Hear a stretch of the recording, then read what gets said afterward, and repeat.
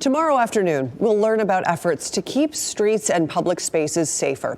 16 members of the Hells Angels are facing federal charges. Authorities say it's connected to a deadly rivalry stretching from Fayetteville to Raleigh. New tonight, Aaron Thomas speaks with a motorcycle gang investigator about how this could chip away at public safety risks, both locally and nationally. Aaron. Yeah, Ashley, this investigator mentioned this being a case of racketeering, also known as organized crime. He says this is really a way of the U.S. attorney cracking down on these gang members considered to be dangerous and getting them off the streets. This crime scene, showing the aftermath of rival gang member Jonas Padilla, who was shot and killed in Raleigh on New Year's Day in 2023, is now connected to a federal investigation.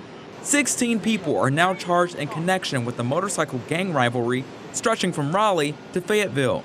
They want to be, kind of like the biggest, toughest kid on the playground. We spoke with Steve Cook, a motorcycle gang investigator with more than 30 years of experience. Unlike street gangs, which appear to be more centralized, he says motorcycle gangs like Hells Angels run across the country. There's a lot more connection, coordination, organization to that end.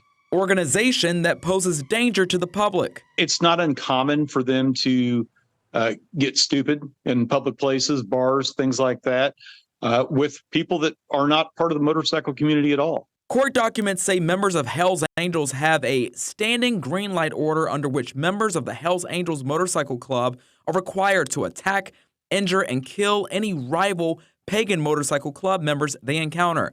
The indictment mentions firearms and other deadly weapons, including knives, ball-peen hammers, and brass knuckles, often easily accessible.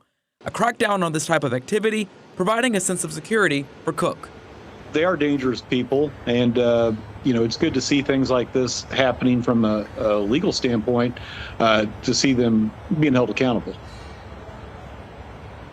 Now, today in federal court, WRAL learned of a situation where some of these gang members were accused of firing guns at each other and even throwing hammers in a parking lot while people were trying to pump gas.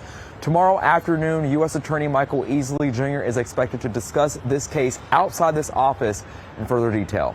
Aaron Thomas, WRAL News, live in Raleigh.